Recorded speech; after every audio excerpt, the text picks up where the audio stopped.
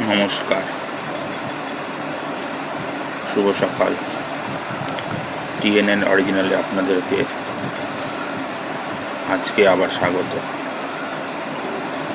আজকে ভিডিওটিতে যেটা বলতে চাইছি সেটা হচ্ছে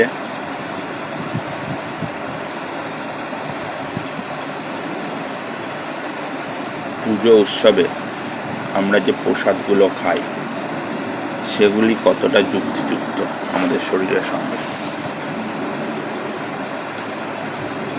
প্রথমত আপনাকে বলতে চাই, আপনার শরীর হচ্ছে আপনার মন্দির এবং অন্তরাত্মা মানে যে নিজেরকে জানা সবচেয়ে বড় পুজো। তার থেকে বড় হচ্ছে আপনি ধ্যানমগ্ন হন, ধ্যানের অন্তর্দৃষ্টিতে একদম নিজেরকে চিনতে পারাটা সবচেয়ে বড় পুজো। আর তাইলে বলতে হয় মনের শান্তি হচ্ছে আপনি যদি কোনো থার্ড পার্টি বা সেকেন্ড পার্টির কাছে যান, মানে মন্দির, মসজিদ, গির্জা, বাকি যত সব ধর্মস্থল, কোনো মাহাত্ম্য নেই তাহলে তার, কারণ আপনি আপনার মনকে বুঝ দিতে যাচ্ছেন। ন্যাচারালি সেটা আছে কি না নেই সেটা আপনি জানেন না। যাই হোক, মন্দির মসজিদের হয়তো কাজ আছে ধর্মকে রক্ষা করা, ঠিক আছে, সেটা তার দিক দিয়ে ঠিক আছে, কিন্তু তার প্রসাদ আমাদের আহরণ করা উচিত না। এই জন্য বিশেষ সমস্ত মন্দির বা মসজিদ বা গির্জাতে কুকড ফুড দেওয়া হয়। মানে বিগ্রহের উদ্দেশ্যে খিচুড়ি, পায়েস, নানা রকমের মিষ্টান্ন দেওয়া হয়। সব মসজিদও দেওয়া হয়, যেমন দরগা ফরগা আছে আজমের শরীফ, ওখানে মানুষকে খাবার দেওয়া হয়, সব কুকড ফুড, ঠিক আছে। মন্দিরের কথা আমি বিশদ বলছি, আমি মন্দির সম্বন্ধে তো জানি না, মন্দির সম্বন্ধে বলছি, যেগুলো আমাদের শরীরের ক্ষতি ছাড়া উপকার করবে না। হাই ক্যালোরিজ ফুড, সব হাই ক্যালোরিজ ফুড, খিচড়ি বলুন, পায়েস বলুন, আর বাকি পিঠা, মিষ্টান্ন, high calories food, cooked food, সব তেল, ঘি, ডালডা এসব দিয়ে তৈরি করে। এবং আলু, এসব combination is not good for stomach. আর প্রথমত বলি যে দিনে একবার খাওয়া উচিত। যখন খিদে পাবে তখন অল্প জায়গা রেখে পেটে জায়গা রেখে, এবং অবশ্যই ডিএনএ যুক্ত খাবার। কোনো কুকড ফুডে ডিএনএ থাকে না। আর জেনে রাখবেন, সমস্ত কুকড ফুডে সোডিয়াম থাকে, কারণ লবণ দেওয়া হয়, চিনি দেওয়া হয়। সোডিয়াম কুকড ফুডে থাকবেই, যেগুলো আমাদের শরীরের পক্ষে, স্বাস্থ্যের পক্ষে খুব ক্ষতিকারক। সোডিয়াম একমাত্র থাকে না হচ্ছে ঈশ্বরের তৈরি খাদ্যে, আর থাকলেও সেটা নেগলিজেবল, বিকজ সেটা প্রকৃতি তৈরি দিয়েছে ওর মধ্যে ভরে। সেটা হচ্ছে গাছের ফল, শাকসবজি।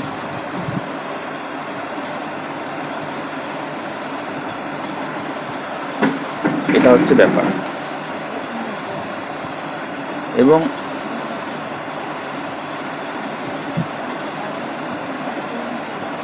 কুকড ফুড যতটা কম খাওয়া যায়,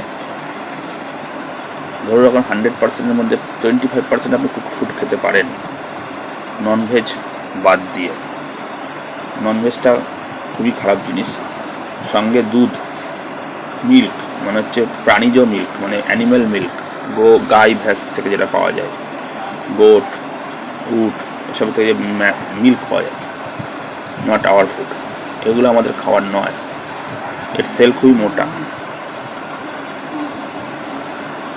আর আমরা আগের মতো তো খাটি না, খালি পায়ে চলি না, মাইলকের পর মাইল হাঁটি না, যে আমাদের এখন অত হেভি মিল দরকার হবে না, অত হেভি মিল। আমরা বিষয়টা সবাই বসেই কাজ করি, আর খাটনির কাজ করলো সেটা অত খাটনি না, যে অত ক্যালোরি খরচা হয়।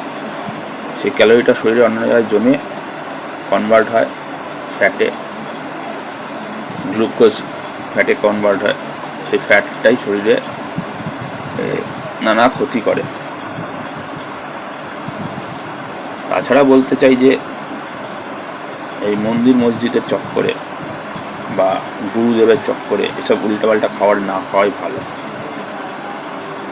কারণ সত্যিকারে যদি মন্দিরে পুজোতে জানা শরীরকে ঠিক করো, ফল আহার করো, এত ফল চাষের দরকার না, গাছ কেটে সব নষ্ট করে ফেলেছে। ফলের দাম বেশি বলছে না, গাছ কেটে সব নষ্ট করে ফেলেছে, সব প্রকৃতি নষ্ট করেছে মানুষ।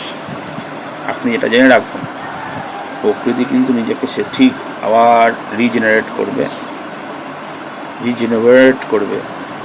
আবার নিজেকে তৈরি করবে। শুধু মানুষকে বাদ দেওয়া হবে, এক্সটিন্ট করে দেওয়া হবে, ঠিক ডাইনোসরাসের মতো। যে প্রকৃতির বিরুদ্ধে যাবে, প্রকৃতি তার বিরুদ্ধে ব্যবস্থা নেবে, এটাই স্বাভাবিক। অস্বাভাবিক কিছু না। মানুষের আয়ু আছে কম কেন? তার কারণ হচ্ছে এইগুলোই: ফাস্ট ফুড, কুকড ফুড, সোডিয়ামযুক্ত আহার, নো ন্যাচারাল ফুড। কোনো ডিএনএ নেই এই খাবারগুলোতে। ন্যাচারাল ফুডে সব, ন্যাচারাল ফুডে ডিএনএ আছে, সমস্ত ন্যাচারাল ফুড। এটা বাদাম হোক, ছোলা হোক, র ফর্ম, ভিজিয়ে র ফর্ম, অঙ্কুরিত, সব অবশ্যই অঙ্কুরিত। অক্সিজেন নেই তোর মধ্যে, ক্লোরোফর্ম পাওয়া যাবে না।